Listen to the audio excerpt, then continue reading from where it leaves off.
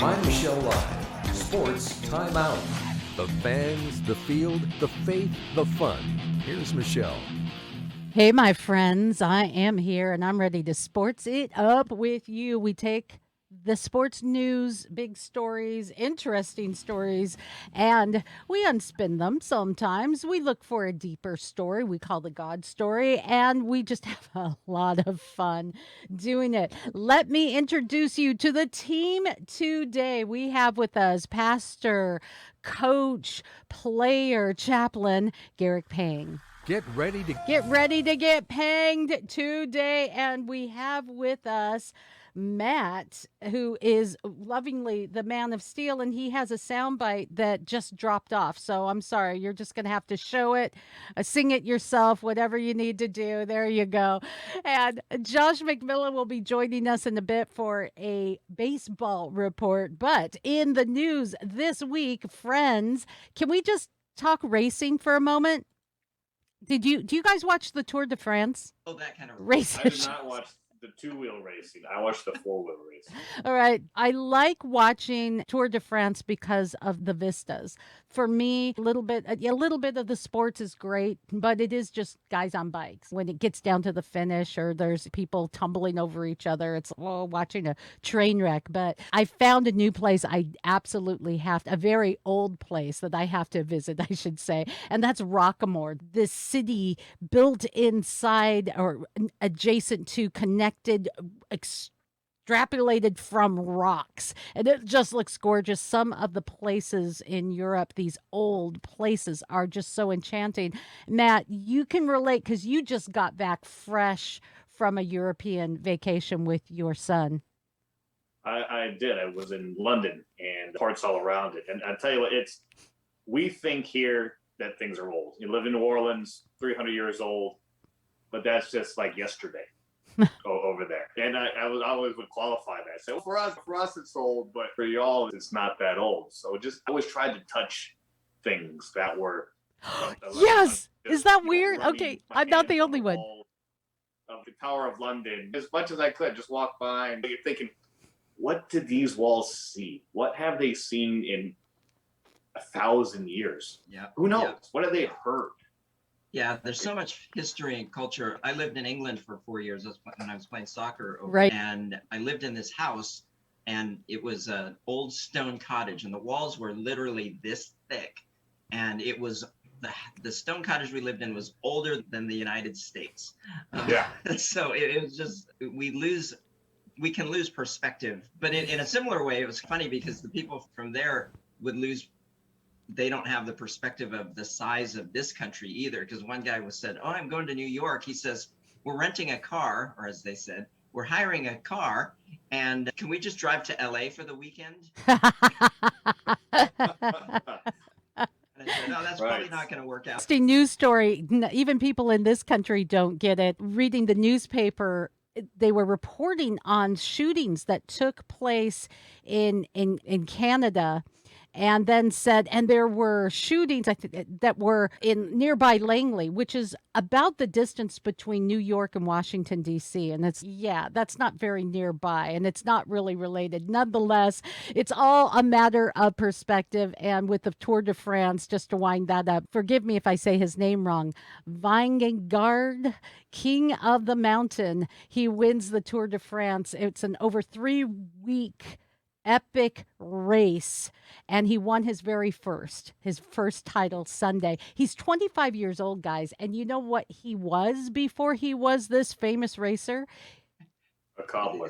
A fish guy. Yes, he was a fish guy, a former fish factory worker from Denmark. I love that story because last year he got put into the Tour de France as an alternate, and so last year he's rookie first time, and this year he wins it. And I love those kind of stories. Isn't that cool? Yeah, I like it. That just shows anybody can do it. You put your mind to it. It's pretty cool. Dreams come true. They changed the course somewhat regularly too. For years and years, it was just the Tour de France, and then it went to England for a little bit, and they rode in England for a couple of days, and now they're riding up in other parts of Europe. So I don't know what the marketing is in a sense behind there, but it's become more of a Tour de Europe. not just a Tour de France. And I love watching it. I love watching. I think it's beautiful. Another race story. This was interesting. You remember Let's Go Brandon? Well, the driver who was the inspiration between Let's Go Brandon kind of leaned into it. And now he's having a hard time with sponsors. At least that's what the headlines say. The headlines say no one wants to sponsor him. No, what really happened is that he had to step down from a race this Sunday because his main sponsorship is an anti-Biden cryptocurrency, and we know how well cryptocurrency is doing right now. And so it was named after the slogan, and it went defunct. And so his main sponsor stepped out. But the press is all over it and saying, "Yeah, you say let's go, Brandon, and nobody wants to be associated with you." I don't think that's the whole story. So, Who's the driver? this can you see it on your screen there? Yeah, but not. Brandon Brown. Oh, Brandon Brown. Yeah. What do you drive? Xfinity Series? I think he's driving a clown car now. Yeah.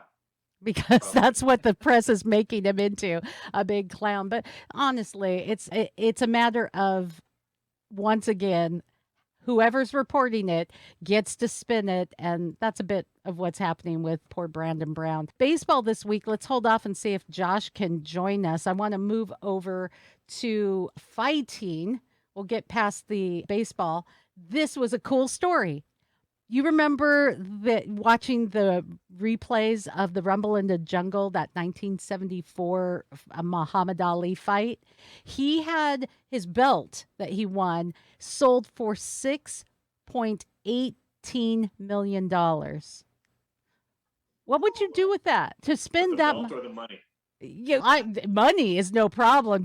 You could ask me. I could have that spent in probably 45 minutes. But the belt, what I mean, who spends? I'll tell you who spent that much. But who spends that much? And what do you do with it? You just put it on a shelf? You put it right next to your George Foreman grill. Yeah. Yeah. You wrapped it around your George Foreman grill. Oh, that's glorious. Dang, you got it right there. It was actually the Indianapolis Colts owner, Jim Irsay, that bought the belt. You just put it on the wall. What else are you going to do with it? What else? But really, could you not do something better with $6 million? That is clearly a sign when someone has too much money, when you start buying stuff like that. But some people genuinely are collectors of sports memorabilia, and some people buy those types of things as an investment. Because if it may be worth more money someday. I understand that, but more than $6 million, really, I would think that there's better things to invest in. So I don't know. Last week, there was a Marilyn Monroe dress that sold for $200,000. There was a Star Wars Stormtrooper helmet that sold for just about that. Wow, people have more money than sense. I have a plastic one that I bought at a garage sale that's sitting on my shelf. I think it's pretty cool, but man, I'm not going to be spending big bank on that. Who am I to judge? It's his money. Do with what you want. Just saying. I'll list to you. I've got an autograph of DK Metcalf and Will Disley from the training camp yesterday. Oh, and that's a great transition. Let's talk football. Yeah. Anyone excited about football? Come on. We're always. I think the Denver Broncos are. Okay, I want to just share a meme that somebody sent to me. So, as we are starting spring training, this meme says the NFL teams are about to kick off a 16-game season of physical, exciting, and gritty play. NHL calls that October. Ouch. Now, the start of training camp, NFL across the league started on Wednesday.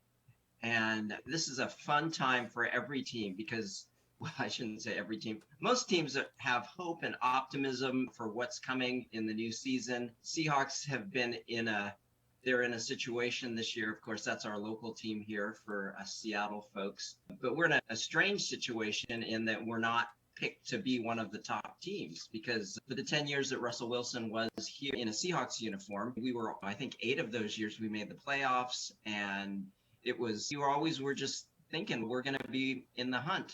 And so it's a very unique place for us without a real strong lead quarterback. And there's going to be a little bit of a quarterback competition. And Which there's I still think will some. be exciting. And I'm like so over Russell Wilson and his awkwardness and oh look at me, I'm a superstar thing. I'm so over it. And that's not just because I'm local to Seattle, but I think it is an interesting time when you have a little bit of competition going on in the quarterback position.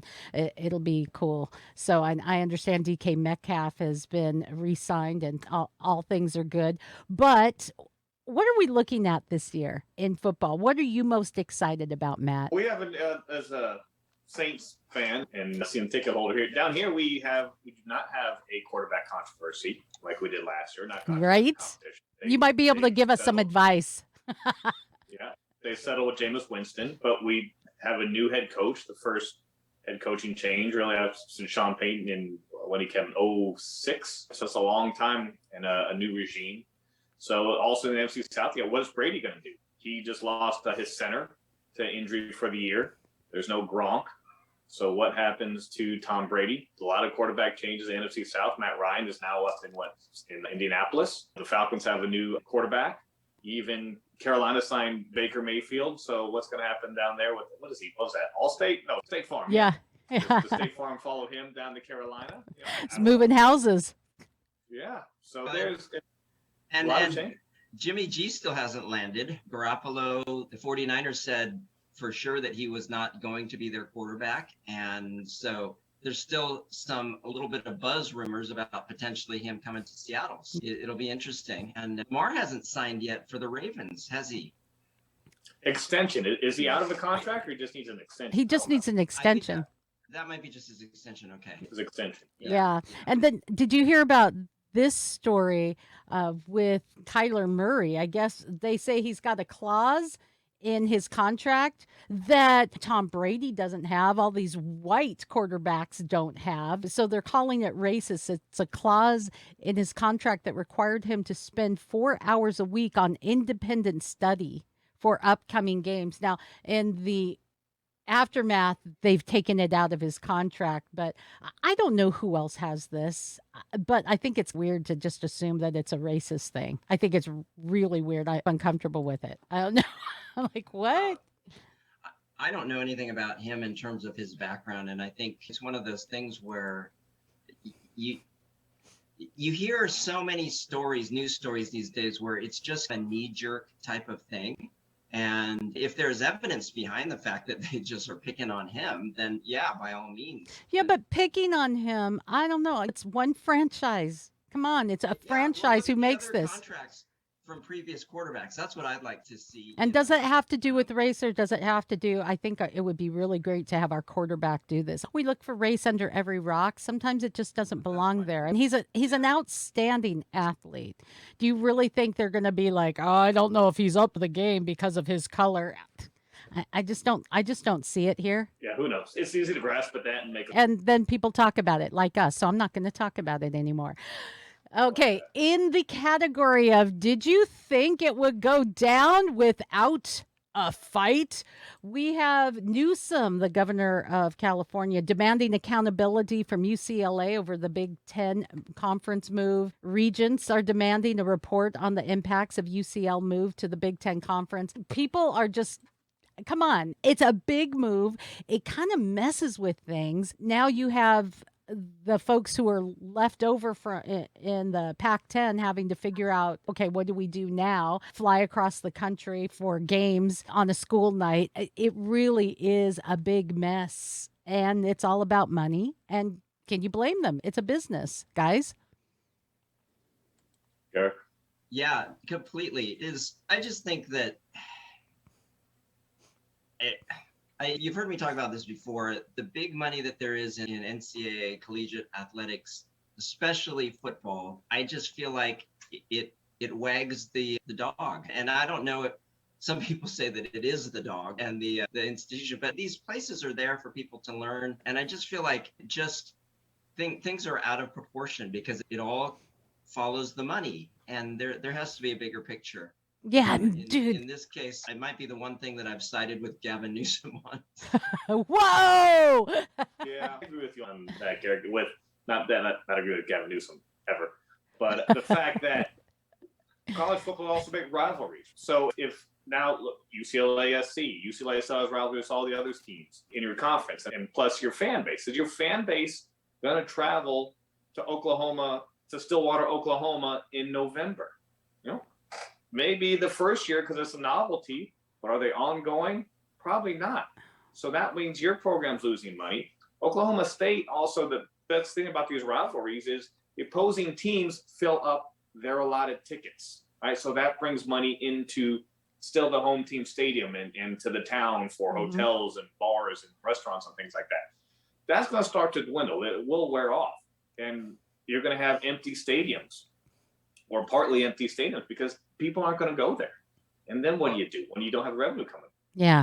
And having been a collegiate athlete in one of the lesser sports, okay, soccer was big at our university because we didn't have American football, but gymnastics and swimming and all these other sports you have people competing, and now all of a sudden geographically they're supposed to fly across the country for competitions. I think it's crazy. Yeah. And I've often argued that if it's about money, then people should be paying less tuition. The more money your college makes, the less tuition. It should be going towards paying things so that people can afford to get an education. It is so out of balance.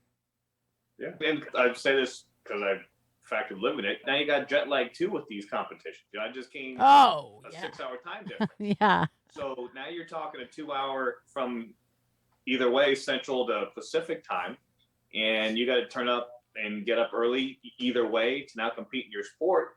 Your body's not ready. It doesn't matter what you are. You're in football or you're in, like I said, gymnastics, swimming, but now you got to turn around because the money's not there to just be there for 3 or 4 days. So you're there for the night, compete. That afternoon or evening, you're on the flight and you're coming back home. How does that affect your studies? And at least the positive thing is with the jet lag issue, Garrick and I can keep up with you today, Matt. So we've got that. Yeah, we've got the advantage today. Come on. Let's move to women in sports. One of my favorite topics, being a woman reporting sports. So we've got a couple of news stories like this ex-U.S. women's national team, Hope Solo. She pled guilty to DWI charges. Ouch. Brittany Griner. That trial is going on. And the latest thing is she has this expert from Russia that has gone in and he's literally had to educate the court on how, yes, in fact, other countries use cannabis, get this, as a medicine. And the court's going, what? How did they get that through the court system? No, really, I'm not kidding. Like in America, these people get prescriptions for this stuff. They're like, can we give out prescriptions for vodka too? What the heck? So this is what's going on in her trial. And in the meantime, there is, that's not the right one. There is an exchange that may be going on for Brittany. I think there's some pictures of the people. Now, let's bring it up if you're watching. Nope. I thought I had some pictures. They look like a motley crew of prisoner exchanges. But these prisoners were convicted on Russian arms deals. So the Russian arms dealers, and we're going to give you a couple of those for a female basketball player. Who's getting the better end of the bargain here, guys? We are getting a Marine back, so that's good. I hope so, because that Marine was he's just been overlooked for a long time and no one cares because he's just a Marine. But we have a female basketball player. Now all of a sudden we care. Someone who doesn't really think that highly of the United States anyway. Now all of a sudden we care. Now I don't want her, don't get me wrong, I don't want to see her rot in a Russian jail. But the level of outrage just doesn't seem to have matched. Matt? Agreed. When you go to other countries, the rules, or you should know some of these rules. So if you break them, then you got to pay the price. So if this was Matt Peal visiting Russia instead of England last week, and you just, oops, I left my vape pen in my bag. Oops. We would a quarter bag there in the hotel. That's not mine. How did that get there? I don't know how that got into this country. That's Oops. Not mine. That's not my pipe. Come on. We wouldn't be seeing you again. Yeah, just saying. So there you go. And other news in women's sports. Leah Thompson is in the news again. as she will not be, she, he, however you want to do the pronouns, will not be in the bid for the NCAA Woman of the Year award. The Ivy League on Monday named the Columbia University fencer Sylvie Binder as the conference's nominee for the annual Woman of the Year title. So she will be, and not Leah Thompson, proceeding to the next round. But boy, did they come under fire for real. It's like anything you can do, I can do better. A guy can say, I can even be a woman better than you. Get off of it. Stop with the gender appropriation already. But it hasn't ended. We have a judge. I forget where this story comes from, but it was a news story that I pulled up. A 10-year-old boy who identifies as a girl is now going to be able to rejoin the softball team. Even though there was a transgender ban, this is not going away, despite the fact that there is a poll that has found that 75% of Americans seem to think that biological men have no place in a woman's bathroom. Over 60% says it's gone too far. And a big majority says, come on, in sports, you want to create a transgender sports league or you let them compete in their own realm, fine.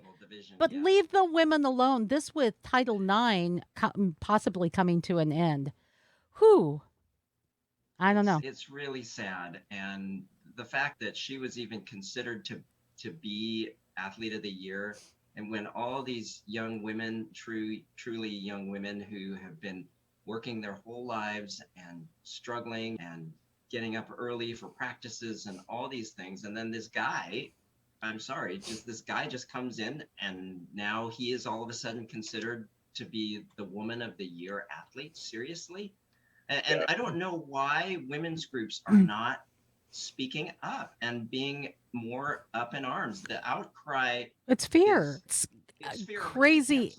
You've gone down this road so long, and just like Matt doesn't want to even admit that he could possibly agree with Newsom on something. Could you see? Could you see women's groups saying, "Yeah, I agree with more of a conservative mindset on this"? No, their heads, they cannot speak because their heads have literally. Oh, I'm for women, but this is a woman, but it's not a woman. But if I say it's not, it's just absolute mayhem. We've backed ourselves into crazy corner, and the majority of Americans agree with that. There's just not I can't compete against either of you in sports.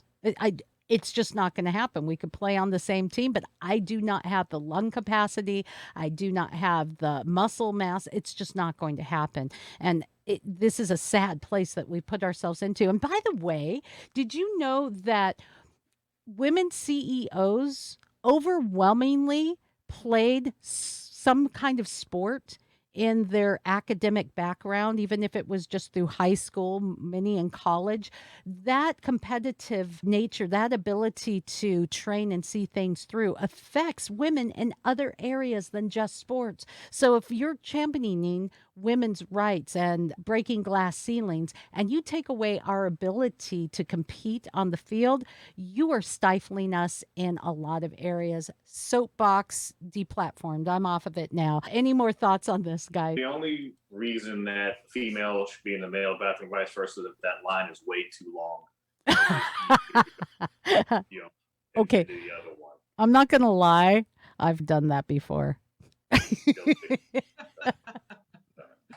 So awkward. It was at church, and it was a single-use door, so you were able to lock it right.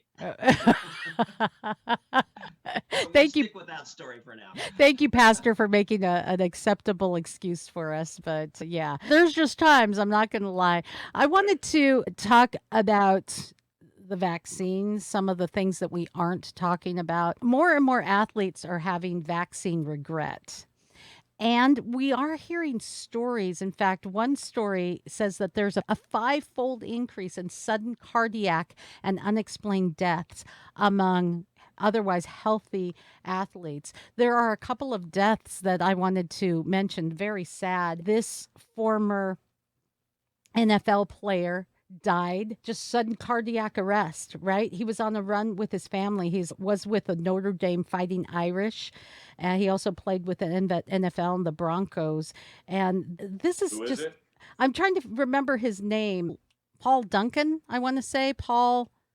Yeah, you may not know him. He didn't have an overwhelming splash of a career, but yet he's on a run with his family. He's 35 and he drops dead. Then there was this story of this young man who died, former Miami Hurricane player, 24, and he died, Sam Bruce. So sad to see this, but with a fivefold increase in cardiac deaths, unexplained deaths, somewhere along the line, people are going to have to say, what's going on here? And have these vaccines played a part, since we do know that there has been an increase in myocarditis and the like from it. But news stories, the mainstream media continues to push back. No, nothing to see here.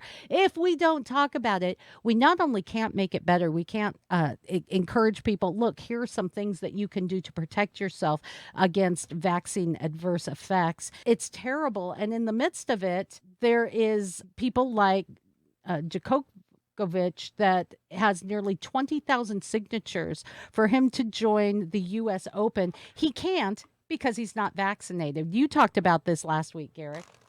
Yeah, he can't enter the country under our current guidelines if he is unvaccinated from another country.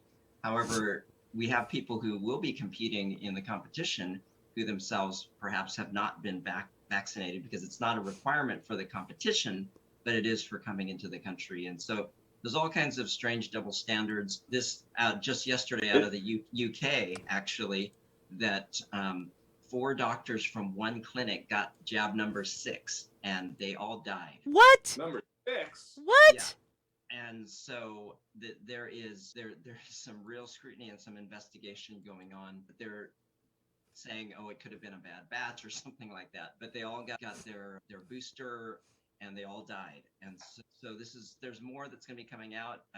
You probably won't see it covered much in the press, but it's very. I guess you'll have to just. I'm also an American citizen, but I didn't need to show anything either way. When I went to the United Kingdom last week or 2 weeks ago, there was nothing. Yeah. That's because you're a U.S. citizen coming back into your own country. I did not have to enter any information about my vaccination on nope. That's the online website. Nothing at all. Yeah, that's all disappeared if you're flying into London now. So that's great for those who are wanting to travel. And we have lifted all of the requirements for U.S. citizens coming in. But if you are not a U.S. citizen, like our tennis player here, you do have to provide proof of vaccination, which doesn't make sense, because what does it do? They said, yes, we know it does not keep you from getting or spreading it. It'll just keep you from getting real sick. Then let me make that decision if I'd like to get real sick or not, or possibly die. Because when something has on its label could cause death, I think I should have a choice in that. Don't you? I'm just saying. This is where we're in a really weird place with sports and requirements. And what's going to happen? Is there going to be pushback? Or people going to say, no, I've had enough? I don't know. But in the interest of time, unless there's another sports story y'all have. Because Josh was going to join us and he never did. Oh, yeah. We talk a little bit about baseball. There's a lot going on. There was. I have some views on baseball. Let's do this. Yeah, the induction into the Hall of Fame, of course. That's a big story. I always loved to see that. I really wish Josh could have been here. I know that this hits during his work schedule, but I want to say Bud Fowler, Buck O'Neill, Minnie Masono. Yeah. So here's David Ortiz. So here's my view on some of those. So those guys like Gil Hodges was a Brooklyn Dodger. Okay. He's been dead a long damn time. So he's just getting in now. And nothing to take away from Gil Hodges. But okay. I think you do some regression analysis. Why is now Gil getting in now when he didn't previously? And it's because he's baseball. This is Matt Peal on my soapbox real quick. The baseball writers obviously refused to let in the Maguires, the Sosas, the Barry Bonds, the Clemenses of that era. So that big chunk of time, these guys are eligible.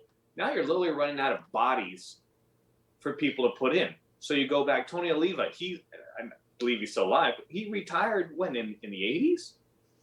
Or 70s maybe? Yeah. And again, Gil Hodges has been dead for a long time. So you're having to go this far back now to guys that maybe were on that cusp and ran out of space or time in their box because they won't elect the quote-unquote steroid eras. And it's great for those guys that are dead. Here, you're in again. Yeah. It shows a big discrepancy of what's happening to baseball writers and baseball overall. Exactly. Yeah, all of these guys were from the 80s, basically. That was their highlight. So you're absolutely right. Steroid era. And okay, thank you very much, but I'm dead now. So what does that mean? Does it just make us feel good, Gary? I don't like quotas of any kind. I should just say as a general rule. And so if you're trying to fill spots, then I don't know. I feel like you should have people who are truly worthy, who are worthy in their day. And nothing against these guys because they were great players in the day, and certainly they could be recognized. But I'm with Matt on this one. That Do you remember the story we covered recently on Jim Thorpe from the 1912 Olympics? They had rules and regulations on being an amateur athlete, and he had gotten paid to play minor league baseball. He wasn't competing in baseball. He was competing in track and field. And they said, nope, he was a celebrated Native American, and they stripped him. But just this last month, they reinstated him for his gold medals. That's great, but he's been long gone. That was 1912, people. Too little, too late. Exactly. It's unfortunate. So with you guys, but at least they're doing it, right? At least they're doing it. I'm just saying. I think it's time for us to take our final shot. Michelle, wait. Oh, whoa, more baseball? Look who showed up. Josh is What? here. Josh, are you here? The Allegedly. Wookie of the year is here. And we saved some time for you to talk about your beloved Seattle Mariners. Wait a minute before you do, Josh. We never get to see a Josh showing, but this is one of the funniest videos. This is Joshua. Well, stay out of trouble. Yeah, this is our Wookie of the year. Fight. I don't speak Wookie, so I'll assume that's a compliment. How awesome is that? I'm just saying.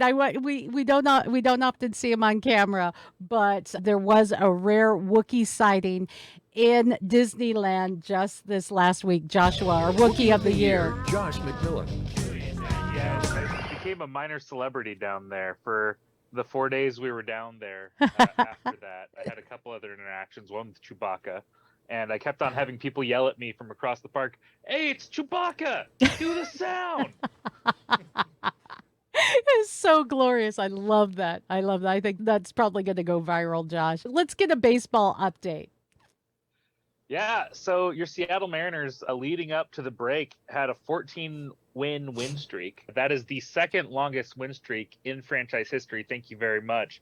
And the most exciting part about it, the most exciting thing in baseball right now by most people's standards, even national media is talking about it, Julio Rodriguez. Oh, This come on, kid, yes. I haven't had vibes like this since growing up watching King Griffey Jr. come up. He's that good. He is a year in the league, and he's an all-star. He's legitimately putting up numbers as one of the top 5 outfielders in the game of baseball. Top 5 outfielders by almost every single number he has right now. Definitely going to be rookie of the year. This guy has been so exciting to watch. And he goes to the all-star game and the home run derby. He loses to Juan Soto, but he put up the 4th most home runs ever hit in the home run derby at 86, blowing by Pete Alonso, the previous winner, I think 3 in a row for Pete Alonso, the Polar Bears, they call him. This kid is awesome. And the best thing about it is his love of the game. You just see the joy on his face. You see him having fun. And there was the one time where he was trying to leg out a triple, and he fell and tried to crawl to the base. And the best part about it was the next day they had him out there with little floaties on, and they had a chalk outline of where he was because it looked like he was trying to swim to the base and making fun of it. And he was just having fun with it, and it's infectious. And I love to see it. And we're seeing a lot of good young talent come up for the Seattle Mariners right now, who, by the way, right now I think are 8 games over 500 and in possession of a wild card spot for the playoffs. We're actually ahead of the pace we were last year for 90 wins. So it's pretty it's gonna be exciting. good Mariners. We got swept by the Astros recently, but now we're in the series with them. It was a close game last night. Logan Gilbert going 6, giving up 2 runs. Then unfortunately a wonky 8th inning with Munoz. Unfortunately couldn't get it done. We're in possession of that wild card spot. There's a lot of people that actually are keeping eyes on the Mariners now because they're playing well. We got people like France, who is also an all-star, Logan Gilbert, George Kirby, a couple of young guys that have really stepped up. The pitching on this team has been absolutely fantastic this year. We have arguably the best starting rotation in baseball overall. We don't have necessarily – Robbie Ray's been pretty lights out for a lot of the second half of the season there, but we haven't had that one guy that's just zeros every time out. But throughout the entire rotation, we went a stretch of, I think it was 14 games without giving up more than 3 runs. It's been exciting. And honestly, Josh, the cool thing is this year, more and more people have been following your Seattle Mariners, and we like to report on them because they really are America's underdog team. And so it is fun to see that even in the worst of records, even having the longest stretch, sports is an analogy for life.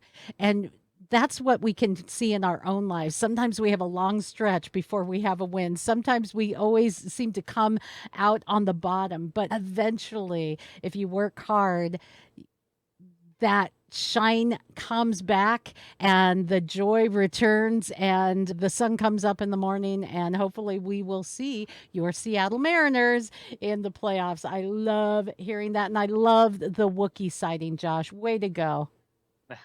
Thank you. All right, guys, are you ready for the final shot? Garrick, we're going to go to you.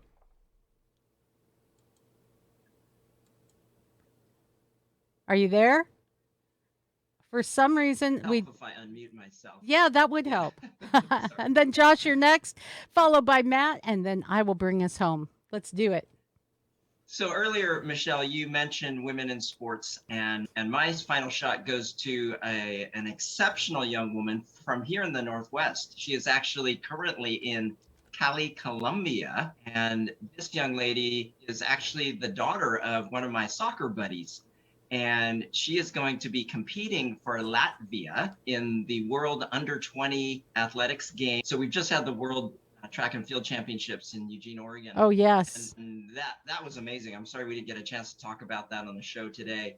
But Allison, or Allie Naders, as she is called, has been competing. She just graduated from, I believe she attended Holy Names Academy here in the Seattle area, and is going to be competing. I think she's ranked number 3 or number 4 in the world under 20s. And so she's going to be competing as a pole vaulter. So my final shot goes to Allie. Good luck to you. Good luck. And jump high, or whatever they say. Jump high. Josh, final shot. Yeah, my final shot is one happened 2 days ago, and I don't think there was a dry eye in the room as it happened. KJ Wright, Seahawks legend, 3rd all-time in tackles, signs a 1-day contract to retire as a Seattle Seahawk. Man, I love KJ Wright, and he is such a good guy. Winner of the Walter Payton Man of the Year award, I think a couple of times. Great baseball player, was great up until even this last year. He's retiring out. Yeah, I think he could have played more if he wanted to, but I think the league decided they're going younger at a lot of linebacker spots. But yeah, what a great guy, retiring here in Seattle, thanking the fans, thanking us for embracing him, thanking the coaches. And I think one thing that I took away from that is the people that think that Pete Carroll needs to be gone from the Seahawks have no idea how much of a coach he has been. The KJ Wright saying that Pete Carroll is the definition of what a coach should be on and off the field, taking care of his guys, loving them. He was in tears, giving hugs to Pete Carroll, thanking his dad in a real tear. Oh, now I'm getting it. Yeah, he was thanking his dad for being there after every game for his first everything, and his mom brought her up on stage and Guys, gave her that's love, and it was great. And I love him, can't thank him enough.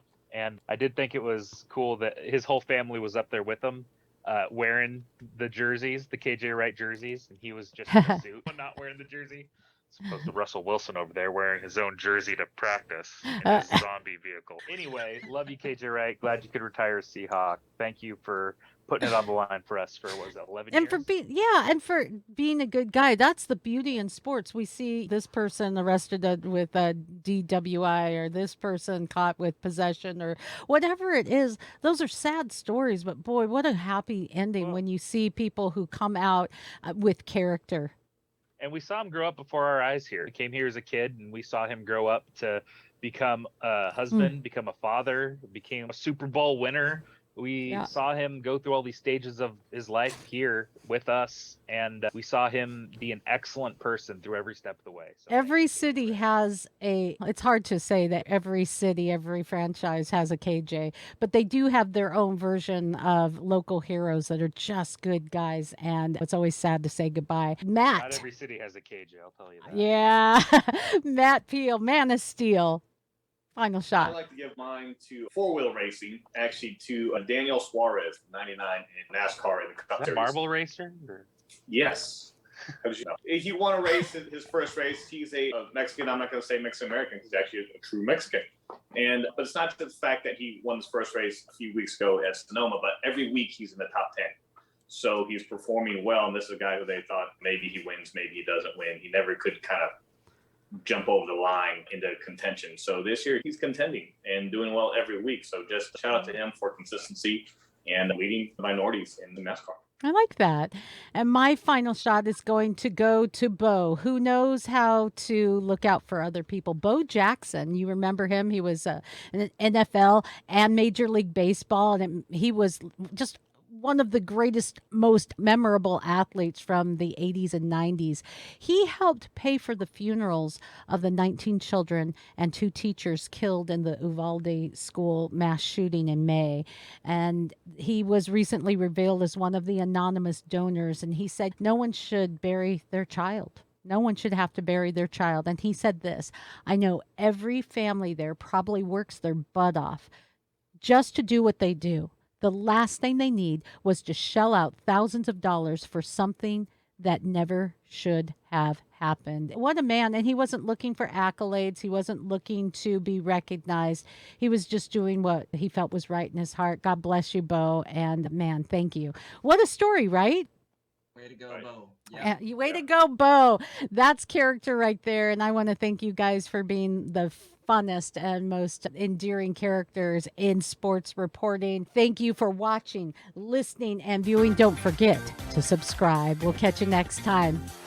Thanks, guys. For more fun, go to MyMichelleLive.com.